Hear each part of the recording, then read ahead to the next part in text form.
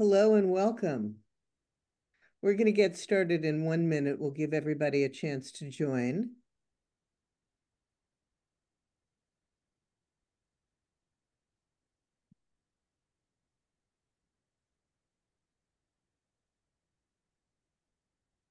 Thank you all for coming today.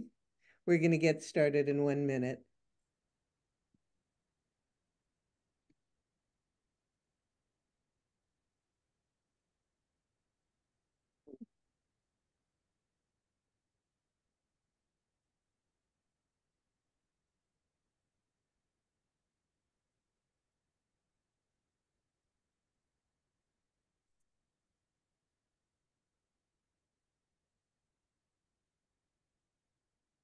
Welcome, everybody. Welcome to today's presentation. It's Understanding Taste and Smell in Harmony and Discord. I want to do a little housekeeping first. We'll use the Q&A. You'll see that on the bottom of the screen. We're going to have some questions at the end. And there will be slides at the end with resources that you can also find on our website, which is tasteandsmell.world. And this is an event of the World Taste and Smell Association. It's really exciting. We have a great audience today, and it's really exciting that so many of you work in the field. Some are perfumers. I see there are flavorists among us, many people that I've seen in the smell loss groups. And it's great to have a mix of people all learning about taste and smell. Welcome. A big thanks to our World Taste and Smell Association Events Committee, Amy Marks McGee, Gabby Marks, and especially Ariella Halperin, who made this and so many of our other activities possible. I'm Stephanie Feuer. I'm a writer and a marketer and one of the co-founders of World Taste and Smell Association. When I first lost my sense of smell in 2017, my life changed profoundly. I withdrew, I suffered from depression, and I lost interest in so many of the things that once brought me joy. And no one got it. That's one of the reasons I got involved in starting this organization, along with Mindy Yang and a dynamic board.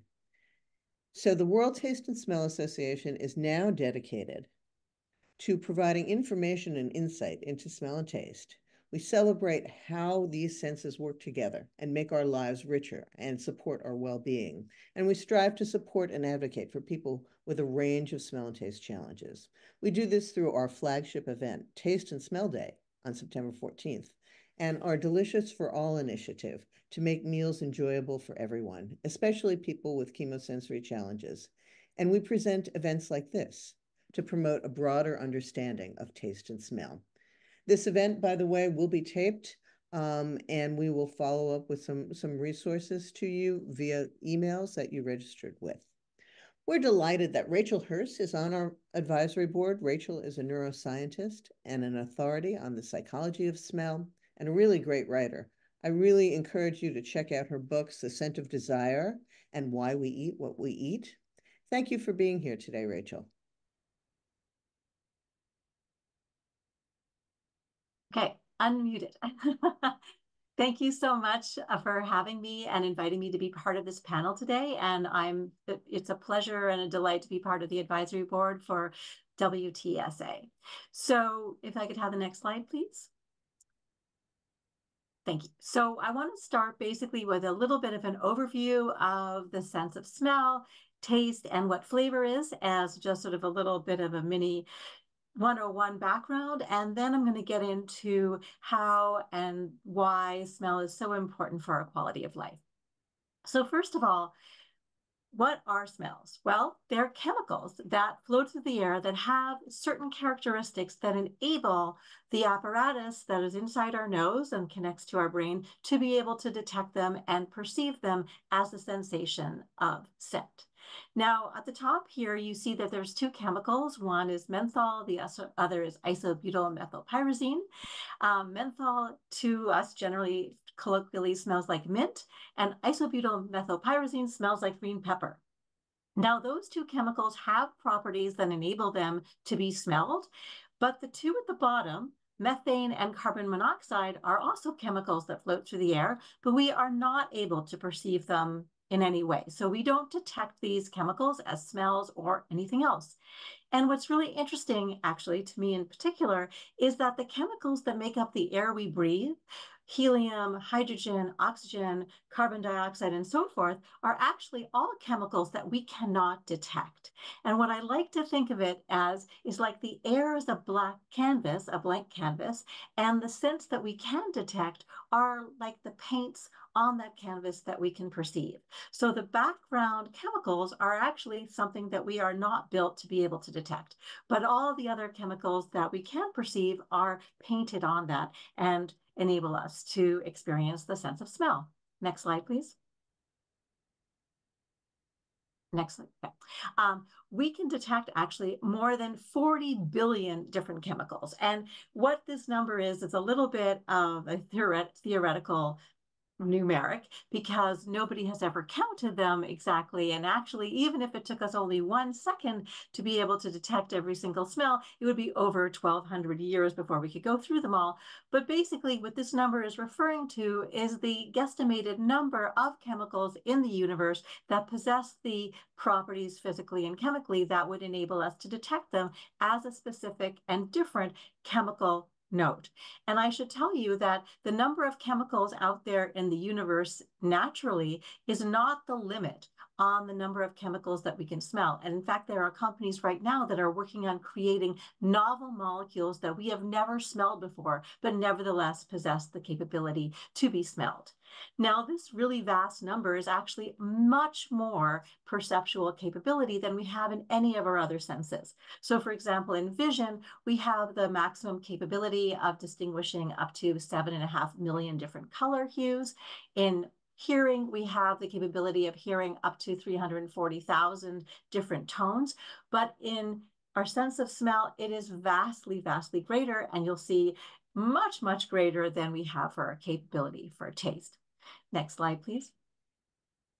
So the other thing that's extremely important with respect to our sense of smell is where in the brain our sense of smell is being processed. And what is really fascinating and really critically important about the sense of smell is where the conscious perception of scent takes place. So when you are consciously saying, oh, I smell lemon, that is actually the same part of the brain where emotions and memories are processed. And this particular structure is referred to as the amygdala hippocampal complex.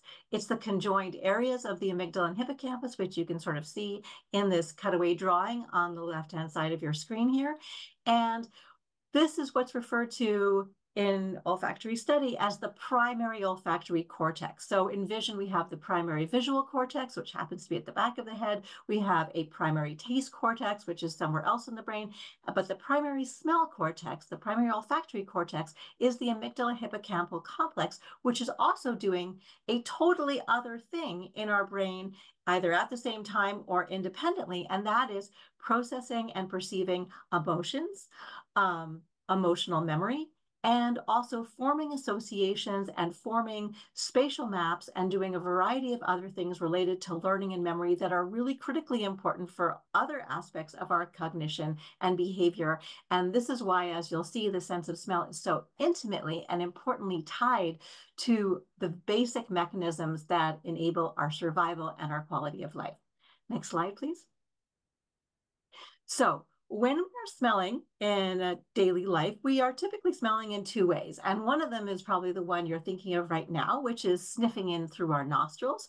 And this is referred to as orthonasal olfaction. So you sniff the rose, you may sniff the steak that's grilling as it's being cooked. And this through our nostrils is referred to as orthonasal olfaction. And what's happening here is that the air carrying these various volatile chemicals that we can detect are being pulled into the nose as we breathe in. And these chemicals are reaching an area called the olfactory epithelium, which, if you can see it, is right here, this sort of patch of mucous membrane at the top of our nostrils, which is related to where the olfactory receptors for detecting smell are. They're actually sticking out of this mucous membrane and directly exposed to the environment. This is also something unique with respect to the sense of smell. None of our other sensory systems has the sensory neurons for detection sitting right out there in the real world. And this is actually one of the reasons why our smell is so vulnerable to environmental perturbations. And in fact, were it not for the capability of regeneration, which is a normal feature of a healthy functioning sense of smell, that these sensory neurons are constantly being regenerated, we would all be anosmic before we were 5 years old, because the environment would have ended up killing off these sensory neurons which are directly exposed. But with a normal, healthy functioning sense of smell, these neurons are constantly regenerating, such that about every month or so, we are effectively getting a new nose. Now, the other mode of smelling is when we're inhaling while we are eating, and this is called retronasal olfaction. So this is when we are breathing while we're chewing food, which is what's normally happening. And the air carrying the molecules of the food that we're chewing in our mouth actually goes through the back of the mouth and up a passageway that's an open airway system between our nose and mouth, and goes up into the nose and actually goes to that same patch of mucous membrane where the olfactory receptors are sticking out. Now, if you've ever had a really bad cold or allergies and your nose is blocked, then you know that food doesn't seem to taste right. This is because the mucus between your nose and mouth is actually blocking a good flow of airway to bring the molecules of scent that are in your mouth from chewing food up to this detection center of olfactory sensory neurons, and why food doesn't seem to taste right when our noses are blocked. But the other really interesting thing about this is that the fact that we have an open airway system between our mouth and nose is the reason why humans have a risk of choking while eating. So as your mother told you, don't chew with your mouth full, or talk with your mouth full, rather. Chew with your mouth full, definitely. Don't talk with your mouth full, because talking is bringing air in, and depending on how voraciously you are speaking, if you're chewing at the same time, it's possible for that food to get lodged in your windpipe. And actually, there are thousands of choking deaths each year in the United States alone. But talking is also another major reason that retronasal olfaction is really something fascinating, because with this capability of air circulation from our mouth to our windpipe and out through our nose actually enables the sounds that are necessary for speech. So the evolution of speech and the evolution of flavor, as you'll see in a second, are co-entwined. Next slide, please. So I'm now going to explain the differences between taste and flavor, which I've alluded to a little bit already. And so taste is, in fact, a very simple sensory system. Rather than 40 billion possible sensations, there are 5, maybe some more if we start bringing in things like electric taste and fatty taste, but those are still controversial in the chemical senses academic world.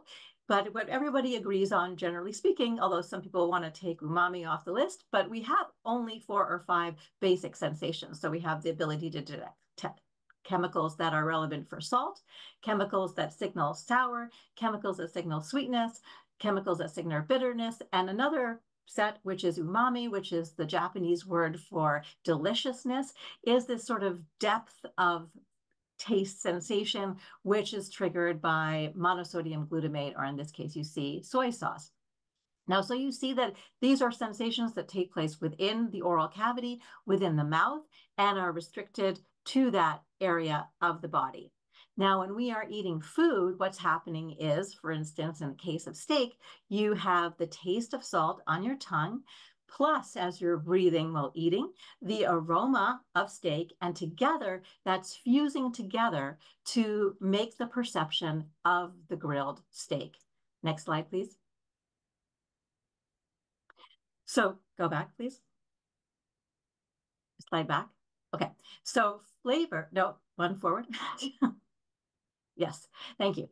Flavor is the fusion of a basic taste with scent. So for example, when you're eating a chocolate cake, what you are perceiving is the taste of sweet with the aroma of chocolate in your mouth, giving you the perception of the flavor of that cake. You're also getting other tactile sensations. So maybe it's chewy, maybe it's creamy and so forth. But the basic aspect of flavor has to do with the aroma of chocolate with sweetness. And for steak, it is the taste of salt with the aroma of steak. Next slide, please. So what's going on is your brain is actually fusing these sensations of aroma and taste together and creating this perception of flavor. And the reason we all say the word taste when most of the time we're referring to flavor when we're talking about food is because it seems to all be coming from the mouth.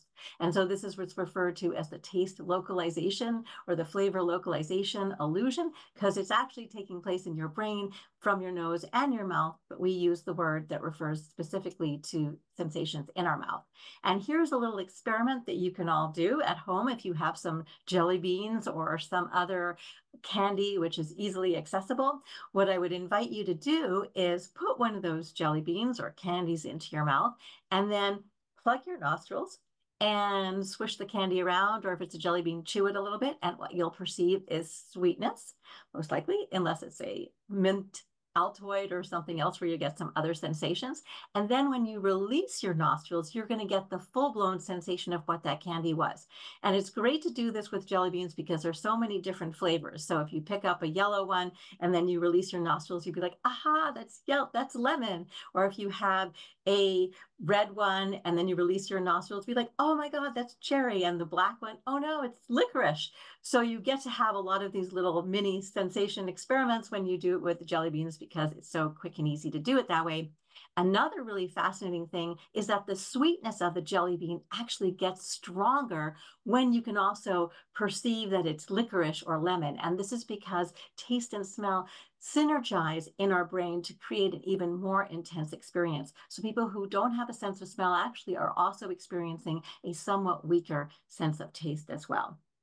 Next slide, please. So what I'm going to segue off to now, and what I think a lot of the rest of the discussion is going to be about, is olfactory dysfunction, and how, by contrast, what I'm going to be really highlighting is not only that these are things that go wrong when we don't have a sense of smell, but why the sense of smell is so important for a healthy and positive existence and to enhance our well-being. Next slide, please. So there are many causes of olfactory dysfunction and loss. The most common is upper respiratory tract infections. This is well before COVID. This was actually the #1 cause. Since COVID, there have been millions of people afflicted with smell loss. And up to now, it's estimated, although this is quite a moving target, that there may be up to 30 million people who have persistent smell loss from COVID. We really don't know how long this may last, how permanent it may be. But in any case, upper respiratory tract infections have a long history of causing smell loss to varying degrees and varying degrees of recovery. There's also the possibility of having obstructions in the nose, so nasal polyps that block the air coming in to get to the olfactory epithelium. Luckily, however, that this is something that can typically be treated with surgery and the person can get a normal sense of smell back. The second most common cause of olfactory dysfunction or loss comes from injury or accident. And typically this happens, can happen very easily in a car accident. It can happen with sports injuries, anything where the person gets hit hard at the front of the head or the back of the head, basically at the level of the eyebrows. And this is because at the level of the eyebrow, there's a thin, bony structure called the cribriform plate. And it is through the cribriform plate that the olfactory sensory neurons send their axons into the brain. And what happens when people get hit hard at the front of the head or the back of the head is this little bone actually jars forward or backwards. And when it jars forward or backwards, it slices off the olfactory axons and causes olfactory loss. Now, normally, also because I said that the sense of smell is constantly regenerating, these sensory neurons have this regenerative capability. it would be possible technically to regain your sense of smell after an accident or an injury like this because of the olfactory sensory neurons being able to regenerate. But what typically happens when anyone is hit hard enough at that level is that inflammation occurs and it causes the little tiny holes in the cribriform plate to scar over, so that even though the axons and the sensory neurons regenerate, they can't get back up into the brain. So it's like this barrier, like hitting a glass ceiling. So the neurons are there, they just can't get out and into the brain. And depending upon the level of severity of the accident, there may be some access points back into the brain, or there is some possibility for them to still get through. But in other cases, this can lead to permanent smell loss. Another way that smell loss can occur is through the normal ravages of aging. So as we get older, one of the things that tends to happen, our hearing gets worse, our eyesight gets worse, our sense of smell also tends to get worse. And this is because the regeneration process isn't happening as effectively or as efficiently. So the neurons that are dying off aren't being replaced quite as well or as quickly or maybe at all, so that over time we have less and less capability and sensitivity to smell. But there's a great deal of diversity and variability. So there are people well into their 80s with a perfectly normal sense of smell, and people who are a lot younger, like even in their 40s, who are starting to exhibit smell loss. And this is where the issue of neurological disorders becomes important. That there is the issue that Parkinson's disease and Alzheimer's disease are both signaled by a diminished sense of smell, often over a decade before any of the other symptoms of the illness are manifested. So if you know someone, or if you yourself are relatively young and starting to experience olfactory difficulties, it's really important to get this checked out, because it could be an early warning sign for one of these other debilitating neurological and progressive diseases, where the sooner that treatment can be brought on board and remediation starting to take place, the better the prognosis is. Other forms of causes for loss of smell are environmental toxins. So one of the things that people have talked about with respect to climate change and the pollution in our environments is actually people who live in really polluted environments have a diminished sense of smell. And with the industrial ravages that are taking place on the planet as we speak, it's possible that there will be a time when there's so much pollution that we are all effectively suffering from some degree of smell loss. But generally speaking, these days, people who live in really congested cities actually tend to have a somewhat worse sense of smell than people who live out in the countryside where they're exposed to less pollution. And certain medications can also lead to smell loss, particularly those involved in chemotherapy, but also even antidepressants, antihistamines, drugs for cholesterol and so forth. But this is also quite individual and quite individual with respect to the medication. And the final and least likely form of smell loss is actually congenital. This is being born without a sense of smell. Only about 6 in 10,000 people are born with this condition. And what I'm going to be telling you about the problems that happen when people lose their sense of smell is not really applicable to people who are born without a sense of smell. Their brains are wired differently and they function generally perfectly fine, other than not being able to detect some of the dangers in the environment. Next slide, please. So one of the issues, as many of you who have joined this webinar are very well aware of, is that both smells are invisible and olfactory disorders are invisible. So there's nothing that indicates to anyone else around that there's anything that seems wrong with you. You're not walking with a cane, you don't have a wheelchair, you don't have a seeing eye dog, for example. You don't have anything that seems to signal, or even a therapy dog for that matter these days. You don't have anything that signals that there's anything that makes you struggle with the world around you or experience the world around you any differently from anyone else. And even now, although it's better now that there's a great deal more community, but even now, it's very hard for other people to understand the real difficulties of life that people without a sense of smell or with profound smell loss have to go through. So I'm just going to run through quickly what some of these things are as to highlight, the importance of having a functioning sense of smell. Next slide, please. Okay, so I've already brought this up, but the pleasure of food is a basic pleasure of existence that most of us get to enjoy multiple times per day, and is really challenged when people have smell loss. So basic smell loss takes away the aroma component of our experience and really reduces the experience of eating these things to texture and or the basic taste that's involved, so salty or sweet or maybe some sour. And so when people lose their sense of smell, it can become extremely discouraging to go through the loss of pleasure that food normally brings and so reliably brings to us every day. Next slide. So as I said to you before, flavor is aroma. Next slide.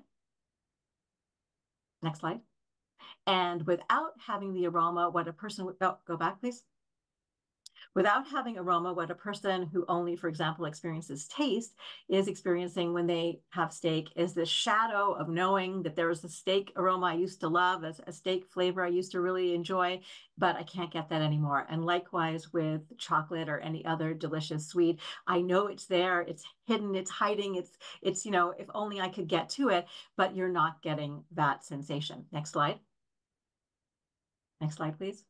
So one of the things that tends to happen for people when they lose their sense of smell is nutrition is brought into peril potentially, because the pleasures that we can still get from oral sensations are salt, sugar, and fat. Next slide. And so what often happens, especially early on, is people will just go for those high hedonic hotspots of salt, sugar, and fat, which tend to be in high calorie foods. So there is weight gain. Next slide. That just to also bring that up, there tends to be, just referring to the last slide, also a lot of yo-yoing in weight, which is not healthy. And so overall, nutrition can suffer if people are not really diligent about eating properly. Another thing with respect to food is the food safety in and of itself. So the CDC in the United States estimates that about 3,000 people each year alone die from food poisoning. So if the food that you are eating does not look green or black, you are relying on your nose to be able to tell you whether or not this is something that you should eat. So food safety is another concern, not just poor eating. Next slide. The other aspect, of course, is home safety and the issue for being able to detect when natural gas, if you use that in your house at all, is building up and present. So what happens is actually natural gas is one of the chemicals that we cannot detect in the real authentic world around us. So the gas companies actually put in another chemical that gives it that kind of skunky smell that if you have a sense of smell, you can perceive, and that indicates that the pilot light has gone out and you need to do something to remedy this situation. Even like people who live in areas where they can tell that natural gas is in the street, for instance, because there's been some kind of a leak. This is also really important because explosions can take place. It can be really dangerous. And in fact, there's over 200,000 gas leaks from the main distribution centers in the United States alone each year. So that could be taking place. So if you're walking down the street and you smell something that smells kind of skunky, then you should call your local gas company because there's a leak somewhere and this could lead to explosions. So the issue of home safety is also very important. Next slide. And even with respect to our physical health and lifespan. So in a major study of community dwelling adults who were 57 years or older, people who had a diminished sense of smell were 4 times more likely to die within a 5-year period than people who had a normal sense of smell who were exactly the same in terms of general physical and demographic characteristics as the other people who did not have a sense of smell. So just not having a sense of smell is a potential serious health hazard and lifespan hazard. Next slide, please. Another area, so kind of moving from the physical to the psychological and emotional of life that is very highly impacted by our sense of smell is our social life and our sexual intimate life. So the bonding between a mother and a child is critically involved in the scent of that baby. So mothers can detect their baby from any other baby born in a maternity ward within that same exact period within 5 minutes of having given birth, babies can detect their mothers from other mothers on a maternity ward within 1 hour of having been born. So the scent bonding between a mother and a child is really intimate and deep. Even social relationships like friendships are connected to how each of you smell, and sexual relationships are extremely intertwined with the sense of smell, and especially for women. Don't have time to go into all the details here, but there's actually a really important evolutionary biological reason for this. Next slide, please. Our cognitive capabilities are also deeply entwined with our sense of smell. So as I mentioned, the hippocampus, which is part of the primary olfactory cortex, is also doing many other complex executive brain tasks, among them spatial learning, spatial memory. People actually with a diminished sense of smell are not as good as working with maps and doing other sorts of spatial tasks as people who have a fully functioning sense of smell. And other kinds of complex analytical skills are also dependent on a healthy functioning sense of smell. Next slide, please. And of course, the other side of that equation, the amygdala, which is involved in emotion and emotional memory, is also deeply affected by our sense of smell. So when people lose their sense of smell, they tend to fall into a depression, not only because their lives have changed profoundly and all the things they have to cope with now, which is certainly a major reason, but also because the amygdala is not getting the normal input and activation it does from perceiving smells in the world around us. And so it starts to malfunction as well in and of itself. Next slide. And of course, our sense of self, our memory, and our nostalgia is linked to our capability of smelling. So as Proust famously wrote about, scents can bring back memories that are deeply buried, that tell us about our past. Nostalgia is very potently evoked by our sense of smell. And nostalgia in and of itself also has a lot of positive psychological characteristics. It increases our well-being. It increases our sense of optimism. It increases our sense of connectedness with the world around us, and also increases our sense of self in general. Next slide. Next slide. So overall, as I've just said, our sense of smell and our sense of smell and our sense of self are deeply interwoven. And when one is missing, particularly the sense of smell, the other starts to become challenged. Next slide. So for our overall quality of life, our sense of smell is extremely important. Next slide. And I just want to summarize what I've told you. So I'm talking about what happens when people experience smell loss, especially if they don't have much support to help them through it. And depending upon how long their sense of smell is compromised for, the problems can become progressive. If it's a short-term smell loss, obviously the trajectory is much better and full recovery can be made physically and emotionally. But for people with long-term smell loss, the aspects of our lives and well-being that are affected are the enjoyment of food, physical health, emotional health, social and interpersonal behavior, our memory, our sense of smell, I want to keep saying this, smell and self are totally related for me, our sense of self, and our overall quality of life. So thank you very much. Thank you so much, Rachel. That was fabulous. You can go to the next slide and the one after that as well. I'm going to talk about when things go wrong. COVID's shown a spotlight on anosmia, but there's so many other kinds of smell and taste loss. The NIH reported that even before COVID, 13 million people over 40 suffered from smell dysfunction and 20 million suffered from alterations in taste. And that's likely significantly underreported because, as you'll hear, there's so many types of smell and taste loss and many more causes. And it's important to know about all of them, even their strange clinical names, because taste and smell dysfunctions are way more than on and off. And learning about what goes wrong helps us remember how nuanced each of our perceptions and our misperceptions of smell and taste really are. We all experience smell and taste differently. Next slide. Because there's a range of experiences I fielded a quick and dirty poll in some of the Facebook and Reddit groups that I've been a part of. By the way, these groups can be a lifeline if you want peer support. There'll be links at the end of this session. The responses really reinforce my experience that these disorders are life-changing. People feel isolated. 33 quarters were concerned about their own odor. That I could totally relate to. When I first lost my sense of smell, it was August in New York, and before I would go meet anybody, I had to run to the ladies' room and kind of scrub under my armpits because I was so concerned about my personal odor. Majority of people said they felt frustrated. You could go to the next slide, and friends and family don't get what it's like. Their lives have changed from weight loss to washing things on a schedule to the lack of enjoyment, or one person shared, the world seems flatter. On the next slide, you'll see that people say they can't eat the foods they once enjoyed, and many stop cooking for themselves or dining out socially. The next slide shows that people miss the smell of coffee, of baking bread, of cookies. One woman shared, I had 2 babies. I was never able to smell them, and it breaks my heart. The next slide, we'll talk about the classifications of smell loss. It's quantitative, it's like on, off, and maybe. Anosmia, you've heard of, that's total smell loss.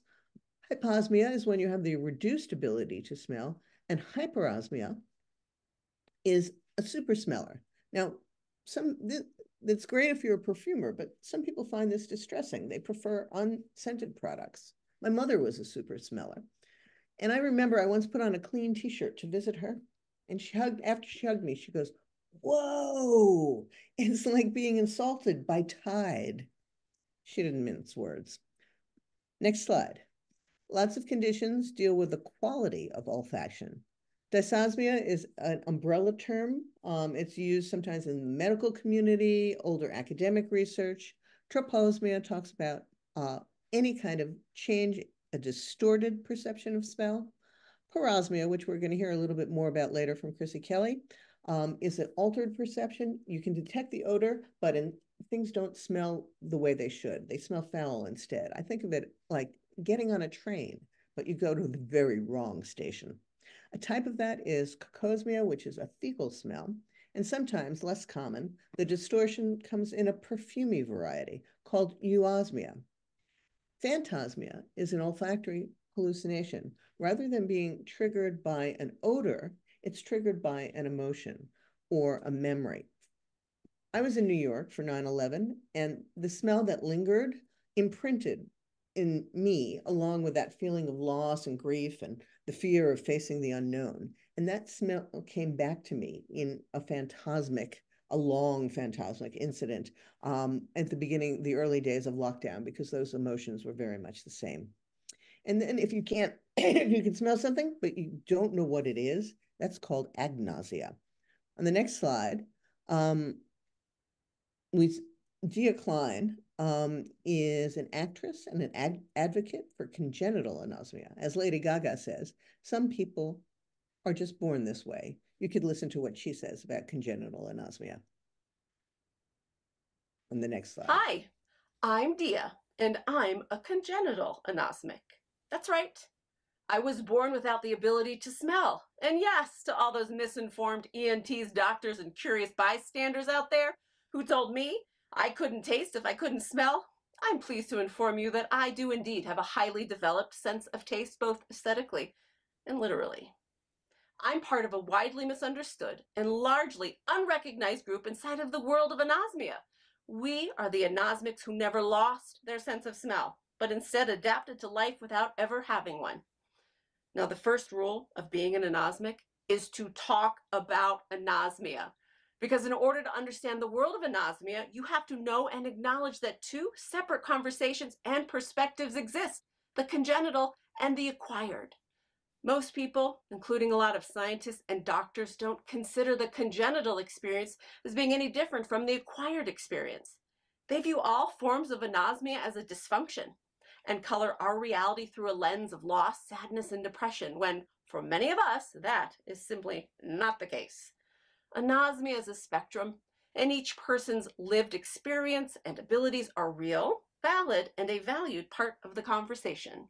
So, The next time somebody mentions anosmia, be part of the awareness revolution and ask them which type they're talking about, acquired or congenital, and watch as their eyes and face cross into confusion at the idea that there could be more than one conversation. Educate them on the differences and tell them I sent you to talk about anosmia. Not Fight Club, Anosmia Club, where I beat people in a blind taste test and then make them smell my armpits. Nobody said life was fair.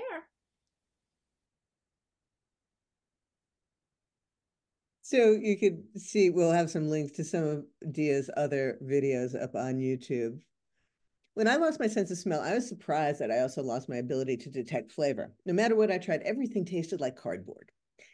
I'd never even heard the word agousia, which means the inability to taste. A limited ability to taste, where you can detect bitter, sweet, salty, umami, but you can't get flavor. That's hypogeusia. And then there are super tasters. It's a great gift for chefs, but when you lose it, and it's really particularly hard. One of our events last year was featured culinary professionals who shared how hard it was to grapple with smell loss, to lose both their profession and their joy.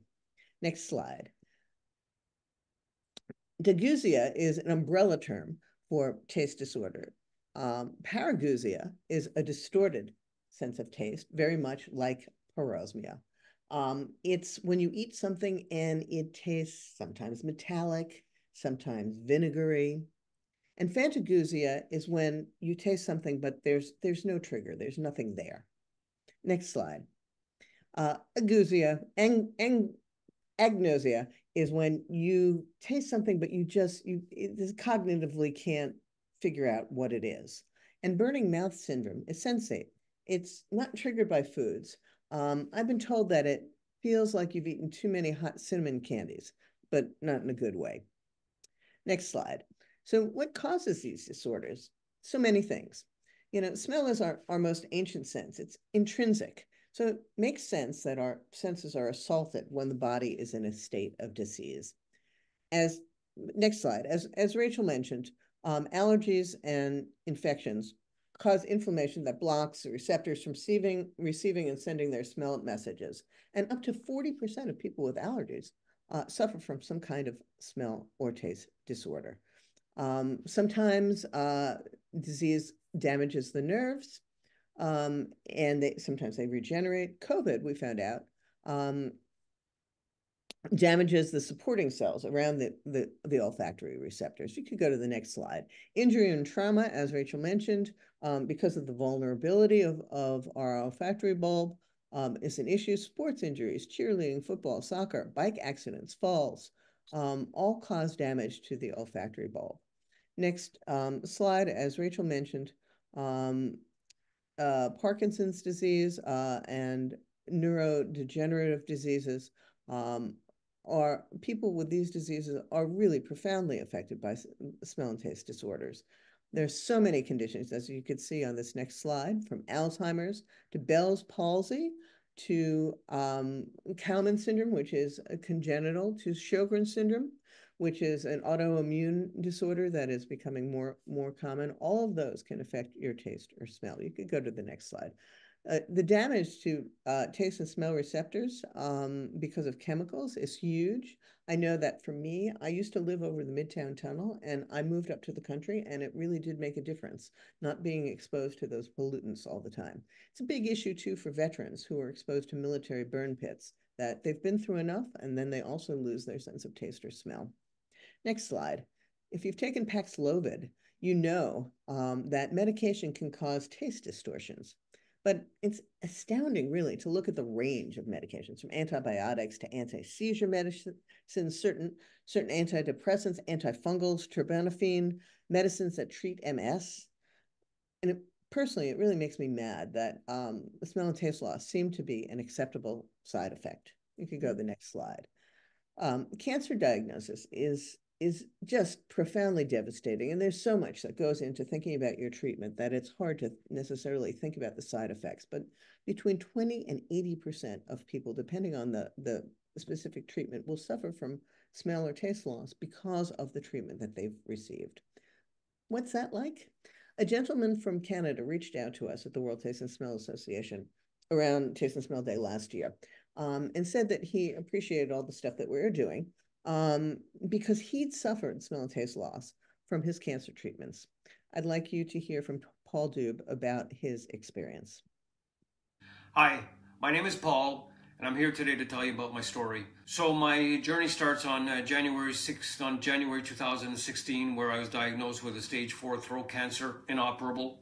The solution was 8 rounds of chemo, 30 rounds of radiation to my neck. And on June 14th, 2016, I finished all of those. And thank God my tumor was gone, but unfortunately I was left with symptoms. And then we get to learn to manage those symptoms. So my symptoms are, I have absolutely no sense of smell and or taste, zero. So at first it's shock. And then when you talk to your medical team, they say that it's common to have that. It's also common to have metal tasting, different other, because all the cancers are different to all the individuals. So now I went from shock to hope. And then as time grew on, my hope became despair. This wasn't going to change. So what's it like living without smell or taste? It's like living in a bubble. You are alone with your own thoughts, with your own smell, with your own, with whatever you can interpret as taste. One goes back to his memory. So it's true that we use our other senses to help the ones that we've lost. So I eat based off of history. I eat based off of what food looks like and what I can remember of it. I can't smell anything, so it's very difficult. It's again, like I said, it's like living inside of a bubble. There's a lot of despair. Even to this day, I go shopping or I go to restaurants. I still think if I'm going to order this particular meal, by the time it gets here, I'm going to taste it. I'm going to finally taste it. So you go from an extreme high to an extreme low, and it just takes the wind out of you, because the reality is you can't taste anything. So what happens is we become a disability that's invisible. People still look at you and go, wow, you look great, you know, you're in shape and you're this and you're that. But it's because people don't understand. You can't pretend not to taste. So it's an experience, and there are challenges. Some days are good, some days are not. Thank you very much. So there's some other causes. Rachel mentioned polyps that cause blockage. Dental treatment sometimes causes taste or smell loss, and malnutrition or zinc deficiency or some other vitamin deficiencies can also cause smell or taste loss. Next slide. Hormonal changes can also lead to smell or taste loss. You know, those cravings for strange or different foods that you hear about in pregnancy may be material for jokes, but it also reflects some real biological fluctuations that impact taste or smell. And as Rachel mentioned, as we age, our factory cells don't regenerate as well as they used to, and that impacts the quality of life for elders. It's been known that scent therapy can help bring people out of their shell when they have Alzheimer's, in the same way that smell training has helped so many of us who have experienced acquired smell loss. For me, parosmia was worse than smell loss. That foul parosmia smell put me in a foul mood. Sometimes I didn't even see how I could go on. And Chrissy Kelly, who founded the absent support groups, which got so many people through COVID, she helped me, and she now runs the CKOS network. She helped me see it differently. Parosmia, she said, means that some sense of smell was returning. I was getting odors, but they were just not making the right connections. She's going to tell you more about living with parosmia and some fascinating research into the triggers. Hi, everyone. It's very nice to be here. Thank you so much, Stephanie, for inviting me. It's really a delight to be in front of you today and talking to you a little bit about parosmia and my own personal journey with it. Like Stephanie, I lost my sense of smell in 2012 and had a very long road to recovery through the sort of resolution of parosmia that took 8 years. I know we still talk in the network and on the other platforms about how long it takes to recover, but You know, for me, it was a very, very long time indeed. And your end point is perhaps a slightly different sense of smell, but one that nonetheless gave me a great quality of life. And that is where I am today, in spite of 6 cases of COVID.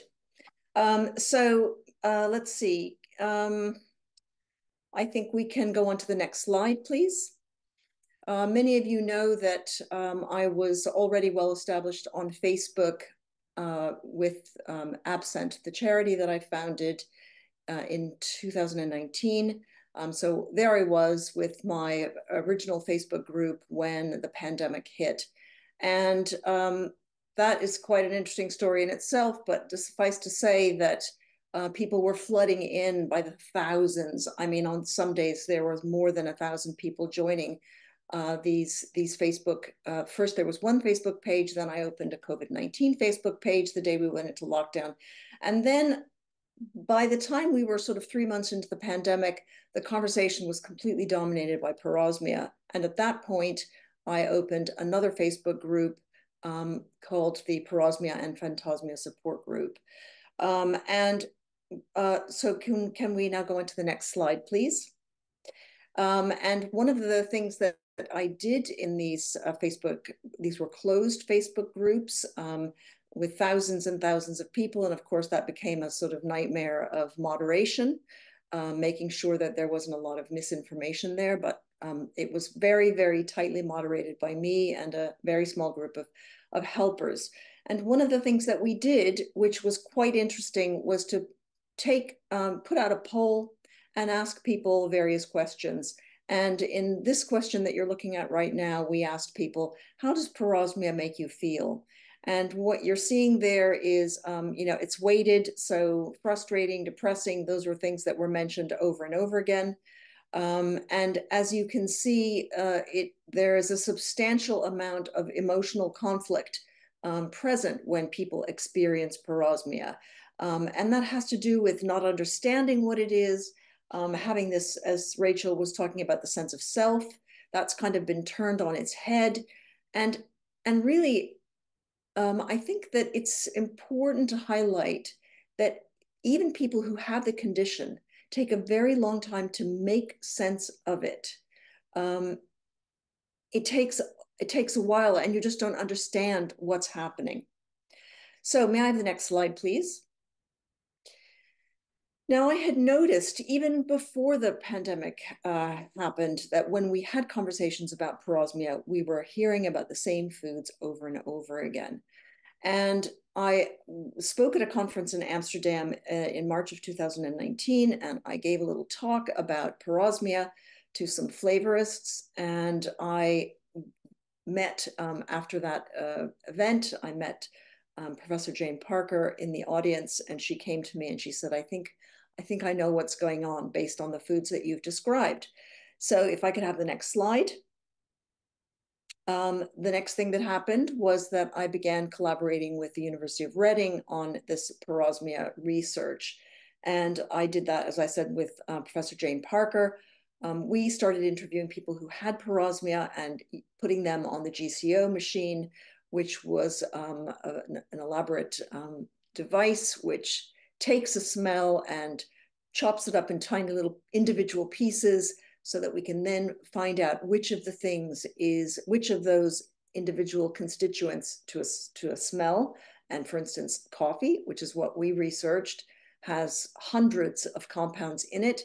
And this machine makes it possible to smell one compound at a time, so that when the person was sitting there with their nose in the cone, as you see me here doing, and they smell the really bad thing, they say, that's the thing, that's the smell. Yeah, so we were well stuck into it when the pandemic hit. And of course, it was very interesting to see we had pre-pandemic parosmics, and then we had post-pandemic parosmics. May I have the next slide, please? So all of this work culminated in the original paper, which came out in Communications Medicine and identified the triggering molecules. And that was Jane, as I mentioned, and then Simon Gain, who was my ENT trustee at Absent. And that was, I feel like what was wonderful about this piece of research is that it took comments and input from the patient group, put that together with researchers that could help us, and out came a really interesting paper that would never have happened if it hadn't been for patients talking amongst themselves and, finding a commonality in our experience that was useful to science. May I have the next slide, please? So this is a page from the paper, and what I want to add at this point is, yes, this is really interesting for science. We're really making a chink in parosmia, which prior to that had been a sort of black box. Nobody knew really what it was. If you read the descriptions, they say, yes, these are these distorted smells, but no one really knew what they were. So yes, it was wonderful that we were able to identify these molecules. Meanwhile, what about the patients? What is happening to them and how are they coping? And, I think that researchers want to ask research questions and have them answered, but patients want a better quality of life. And sometimes those two goals don't necessarily seem like they've been brought together properly. May I have the next slide, please? So meanwhile, back in the parosmia group, I asked another question, and I asked people what were their tips and tricks? How were they managing? What were some advice that they could give to new people? Because we had this constant stream of new people. We had people that had been there for a couple of months, and we know now that the acute parosmia phase, the one that is so anxiety inducing, can last for up to a year. But I've never heard of anyone who remained at that intensity of anxiety for a really extended period, thank goodness. And when we asked people for their tips and tricks, this again is a weighted word cloud that shows the kind of things that people described. I mean, I remember one woman had this brilliant idea. She loved coffee. She couldn't drink coffee. She missed it terribly. And she hit on the idea of drinking iced coffee through a straw. So she got her caffeine. She still enjoyed going out for her coffee, but she could swallow it down, get the caffeine without being overwhelmed by the coffee smell that you might get if you went into Starbucks or another coffee shop. So it was things like that that were really, really helpful, I think. Next slide, please. And so now I'm going to play you 3 short videos from people in the private network, the CKOS network. And we have a very lively discussion going on all the time about parosmia. And here are 3 of our members talking about their particular case of parosmia. Hello, my name is Sion, and I got COVID November 2021 and developed parosmia February 2022. And yeah, how is it to me to live with parosmia? It affected all aspects of my life, and it feels like I lost one part of myself, and that I can't trust my taste and smell anymore, and that's why I don't feel safe in my own body and outside in the world. And yeah, and I feel often sick because of the bad smells and taste. And this whole situation made me depressive and anxious person. And yeah, and I feel helpless and hopeless because there is no treatment for this condition. Thank you for listening. I'm Angie. My anosmia began after testing positive to COVID in September 21. Parosmia began 3 months later, and phantosmia began after another 2 weeks. I still experience all 3, so it's been about 2.5 years for me now. With regards to parosmia, I can barely smell or taste anything, but can vividly smell rancidness, rotten vegetables, and burnt toast. Along with food, hygiene and cleaning products can be distorted too. I have safe and unsafe food lists which change over time. However, there's been little improvement. I eat for crunch, pop and chew, and food presentation and colour is important, as is contrasting temperature and chilly heat. So what do I miss? The experience of sharing a meal and having memories triggered by certain foods. Thank you for listening. Hello, my name's Paula, and I have parosmia. I experienced a traumatic brain injury in January 2023, and about 5 or so months after that, I started to develop parosmia after having no sense of smell or taste at all. It's very much like a daily torture. That's the only way I can describe it. It's hard to tell people what you're experiencing and what the smells are and the tastes are that you're having. It's taken away my favourite foods, everything to do with garlic, onions, curries, that sort of thing. I've become very adept at spotting people with a cigarette in their hands in the street, so it does make you feel quite alienated from a social perspective because of avoiding lots of things to do with food and drink, unfortunately. I'd just like to add a couple of more things here that I've been thinking about while listening to those videos. There seems to be, people seem to want to discount their recovering sense of smell if it is not 100% the way they recognize it. And Stephanie, you mentioned this earlier on. People who have parosmia will say, I don't have a sense of smell because it doesn't feel like the sense of smell that serves them. But I always try and help people to understand that any kind of smell signal means that there is some activation in the nerve, and that is what we hope to build on with olfactory training. I do think that is a very, very important distinction, and one that is, of course, we're all different. We all respond to our recovery, to food, to olfactory training, to parosmia differently. But I do think that it's important to educate people, to help them understand what recovery, what healing actually is, and how they can maybe approach it with an open mind when it's so difficult.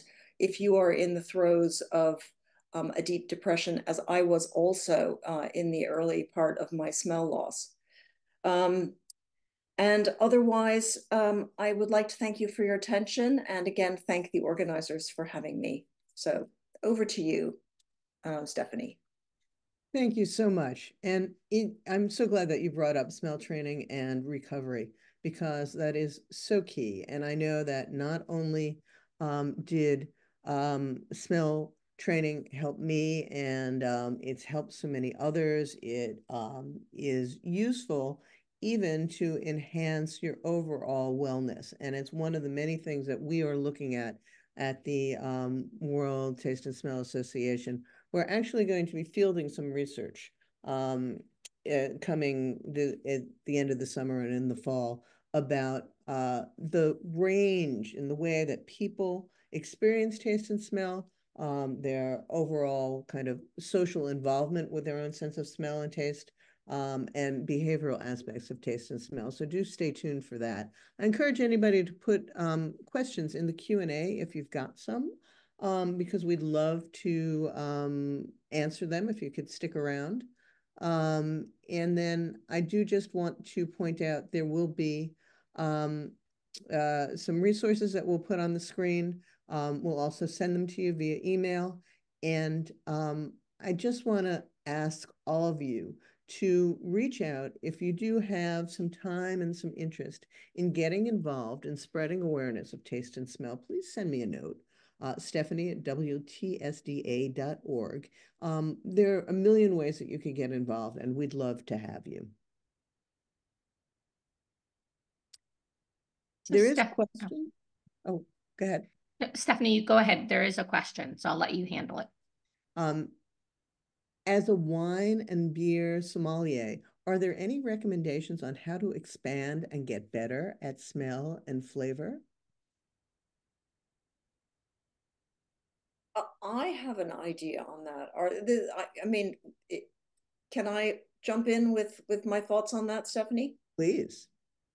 I think that the best thing for anyone to do who is trying to find a beverage that they like is to always approach that by comparing 2 or even 3 things.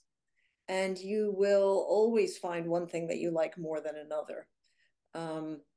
It helps to do that with other people, so you don't have to open a lot of bottles of wine, but you might go to a restaurant where you order 3 different glasses of wine in your group.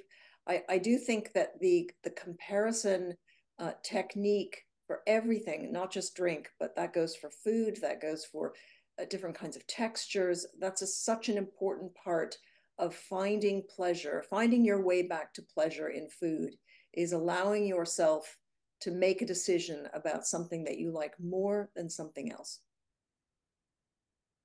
That's actually really, really brilliant, Chrissy, because I had not thought about the comparison aspect of it. And I think that that's really a critical point, that the other thing that comparing is doing, which I think is the underlining message to all of this with respect to improving one's sense of smell and taste and flavor, is that the more input you give your sensory systems, the more exercise you give them, the more you have the potential for stimulating them back to normal or back to better at some level. So the more that you try, and the comparison is a brilliant version of trying, and it's sort of forcing yourself to try more than one thing and getting discouraged and saying, okay, forget it. But the more that you actively engage your sense of smell and taste and flavor, the more you have the potential for recovery. And of course, there are different aspects to the sense of smell. I mean, if you think about the sniff and sticks test, which measures 3 parameters, threshold or sensitivity, discrimination, and identification. So when you're doing the comparing exercise, you are actually exercising the discrimination part of your olfactory system. And I do think that's a really an excellent technique and a really important one. There are 2 questions that are related to smell training. One is about whether essential oils can be used, and the other is whether there are any studies suggesting that we should continue smell training indefinitely. So I could start there, and Chrissy, you can follow up. So first of all, the actual chemical composition of the scent does not matter. So as long as it's not toxic. So it doesn't matter whether it's an essential oil, whether you brought in a rose from your garden, whether you went to the store and bought peanut butter, or you went to your perfume counter or wherever else you got the scent, as long as you are actively engaging in sniffing and thinking about the scent that you're smelling, even if you can't actually smell it. So even though you may not be able to smell peanut butter, you know that this is peanut butter, and you know that you used to like peanut butter sandwiches. And so you're making this sort of mental and sensory connection, even if the perception isn't what you expect or want it to be. So that connection is really critical. And absolutely, every day for the rest of your life, everybody should be exercising their nose, just like you want to take walks, just like if you go to the gym, just like if you do any stretching. You want to be actually doing active input to your sense of smell, because this is critical, not just for all the pleasures and wonders that the sense of smell brings, but because of the really, really intimate and direct connection to the parts of the brain where thinking and memory and associations and complex cognition and emotions and our general well-being is taking place. It's extremely important that those are activated, and that will keep your brain and body healthy. And I would also like to go back to the question on essential oils.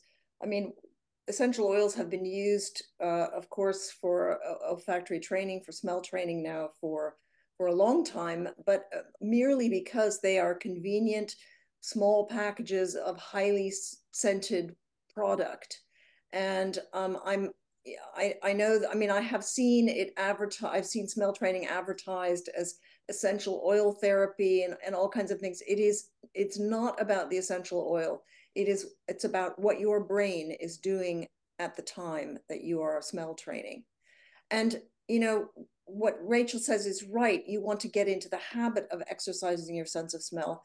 But, you could also think of it as a kind of, I know we overuse the word mindfulness all the time, but it's so easy to get out of the habit of smelling, smelling with intention. Of course, we smell passively, but there are plenty of times when we put our nose to something to smell, and it's very easy to get out of that habit. And if you can reawaken that impulse to be aware of smell, I think, you don't even have to do it in a way that is, let's say, organized. You sit down with something in front of you and you say, now I'm going to do this exercise. But rather, as you go through your day, whether you're brushing your teeth or you're getting dressed or you're in the shower or you're getting into your car or you're opening your wallet to take some coins out, virtually everything in our environment has smell. And so you want to try and tune into that again. So there's a question, a comment in the chat about using a zester. I think that's a fabulous idea. To not just essential oils, but also zesting lemon or lime. Another question from the chat. I had a tumor in my ethmoid, sorry if I pronounced that wrong, sinus in 2007. Part of the surgery required the removal of my olfactory bulb. So I have acquired anosmia. I worry about the emotional stunting. Is that a thing that will get worse, Rachel? So it probably will get worse, but I would say that the person who is aware of that concern is actually at a great advantage, because anytime one is aware of something that could be happening, you can take extra steps to sort of buffer and support the sorts of loss that you may actually experience. So if you are, again, and I love Chrissy's comment about the intentionality. So the intentionality of recognizing that you need to have some greater degree of sort of emotional connection to what is going on around you, that it might not just sort of happen automatically, can help you address situations, probably most importantly interpersonally. But I would just be sort of on top of it for yourself to try to be aware of how you can kind of expand your emotional experiences with people at a sort of deliberate level, even if it's not happening to quite the same extent automatically. Another question. Is there more research being done on molecule triggers? Do you mean like specific molecules capable of doing particular things? Is that what the... I suspect that it had to do with some of what Chrissy was describing. Yeah, so parosmia molecule triggers, molecular triggers of parosmia. As far as I know, I mean, it has been talked about, but I don't know if there's any actually ongoing now. Now, another question about smell training. Does olfactory stimulation hold the potential to reduce or potentially reverse the decline in olfactory sense association with aging?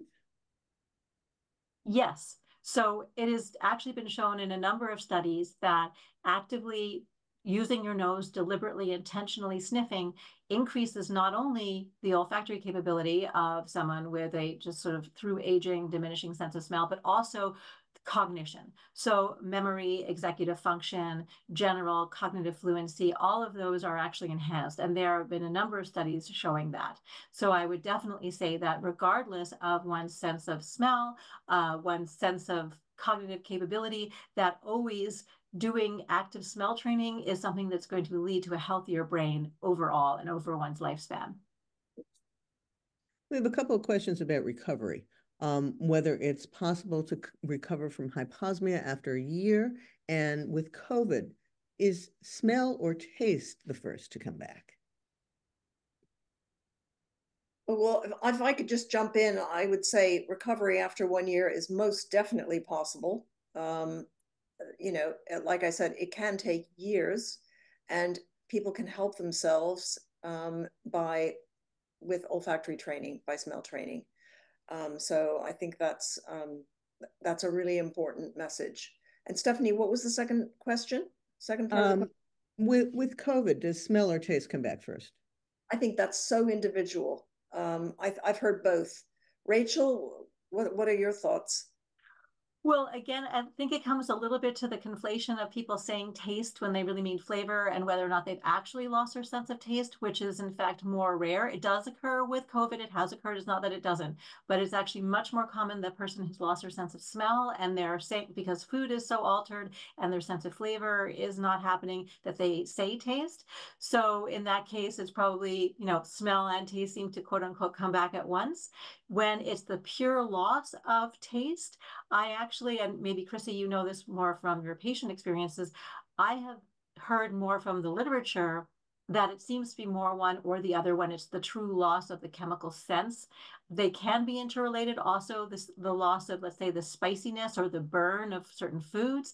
That's the trigeminal function. So all the sort of sensory experience of eating, smelling, feeling foods in one's mouth, they can all be affected, or they can be affected to varying degrees, or only one of them can be affected with COVID. And I think the problem is with food, because the experience is so intermingled, knowing whether or not it's smell, taste, flavor, trigeminal, burn, and bite, it's hard to decipher.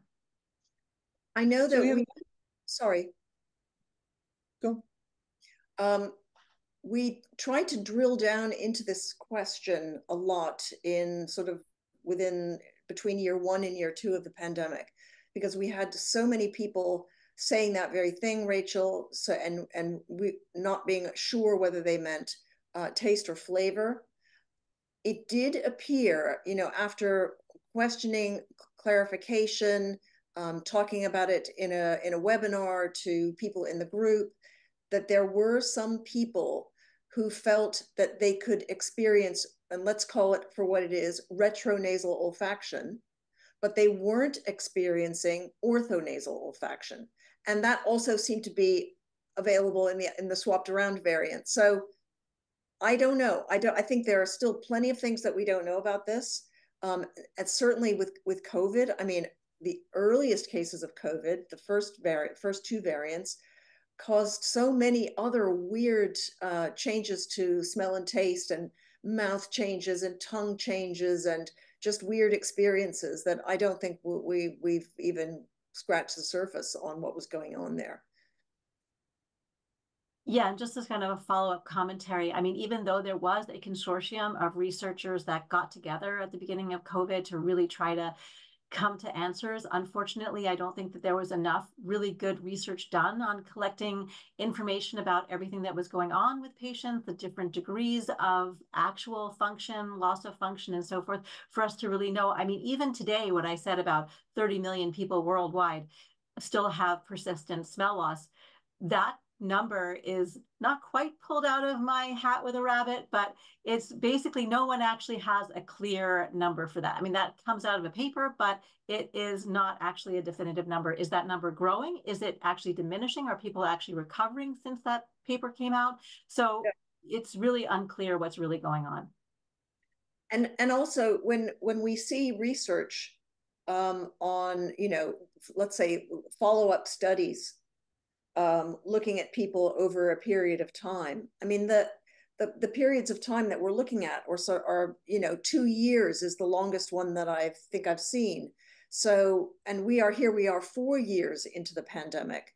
So naturally, interest by researchers and clinicians is waning on this field, unfortunately, while they turn their sights onto other things that seem more pressing. And unfortunately, there is a real lack of truly long-term studies. I mean, interestingly, in the CKOS network right now, the private network, when the people come in, I ask them to answer a couple of questions, and one of them is, how did you lose your sense of smell? So the number of people who are fresh cases of smell loss from COVID is greatly diminished. And we maintain quite a large number of people who had COVID, who have not recovered, who still feel that their sense of smell is poor or challenged, or they're still getting to grips with it. So there are plenty of long-term people out there, they may be a very tiny number, but the people that are out there that have come into the group, they are still suffering.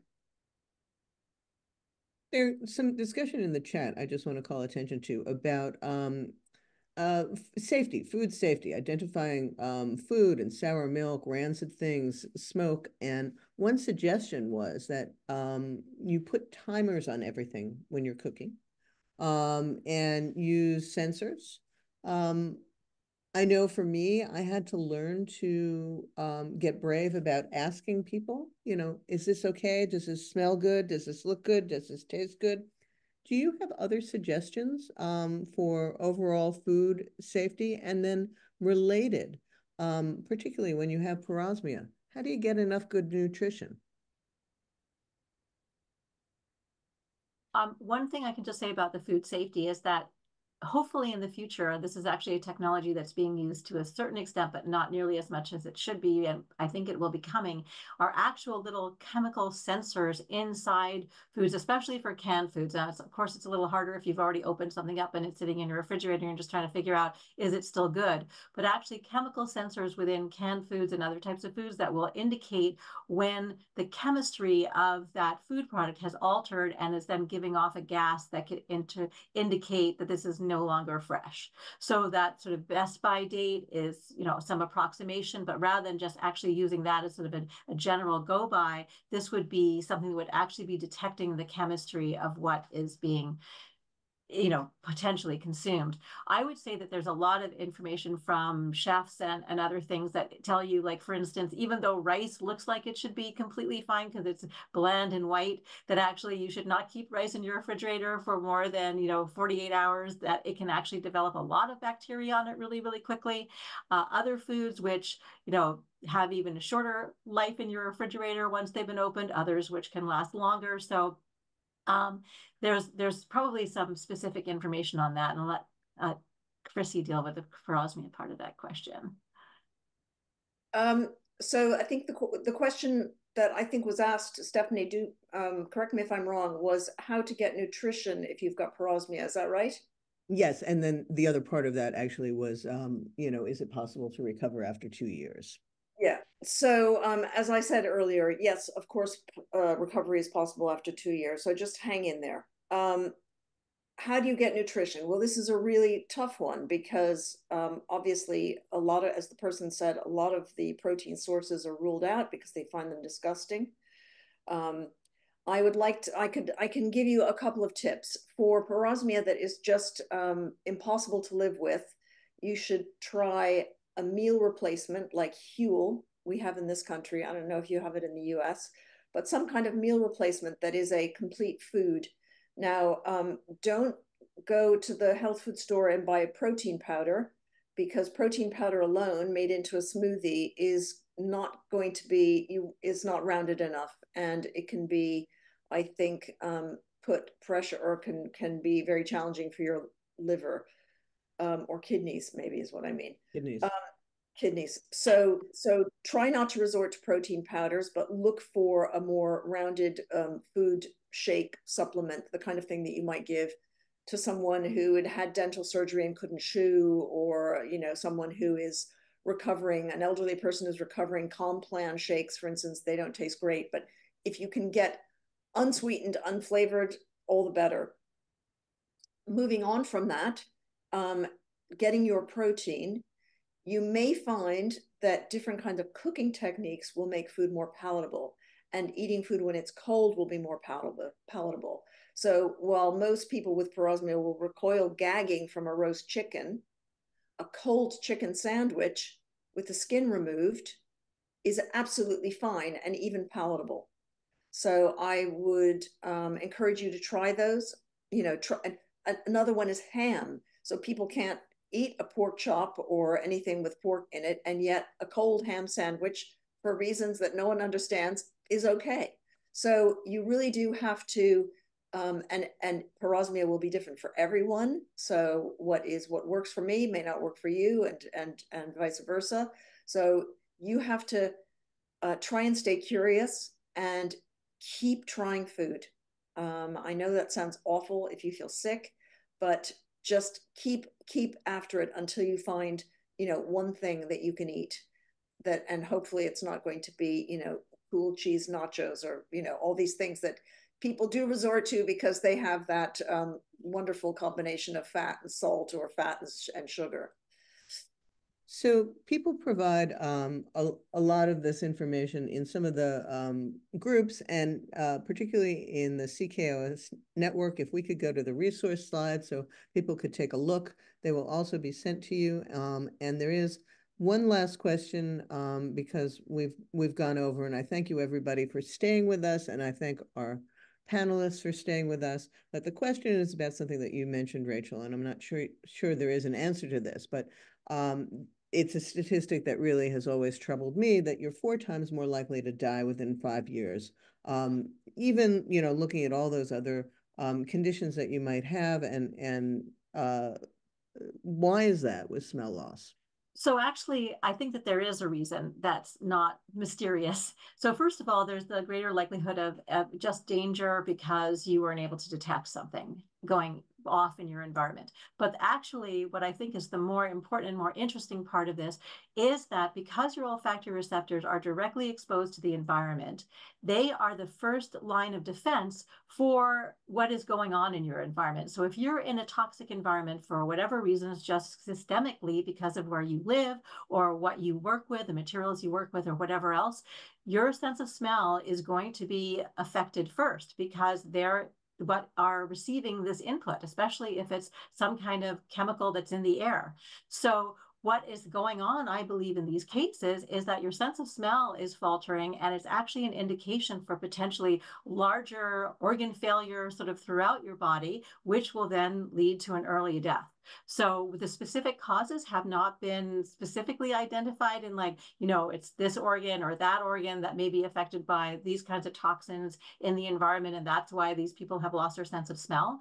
But the general trajectory of your sense of smell being the bellwether, the kind of the canary in the coal mine for your environment being potentially unhealthy, and that having a long-term then impact on your internal system, and that leading to an earlier death seems to be the explanation for that statistic, which sounds scary and menacing, but I think is something that should really be taken seriously. And as you also mentioned, Stephanie, like moving from this city to the countryside. I mean, of course, not everyone can afford this. It's so many people can't afford this, to change their environment for various reasons, whether it's just pure economics or even the jobs that they have, which may be actually dangerous from the point of view of general health, but something to be aware of and actually something to bring up, just like any other health hazard would be. Thank you, Rachel. You always know the stuff. And it is just fabulous for you to be part of this. And Chrissy, thank you so much for sharing your information. And thank you to everybody who joined us today. It's really, we say that smell is underrated and smell and taste are so involved and people don't with one another, and people don't always get it. And I hope that we've shared some knowledge with you and you will spread the word. The recording will be available. We'll send out a link to you in the email that you use to register. And please look at our website, tasteandsmell.world. And please reach out if you would like to get involved with us. Thank you so much.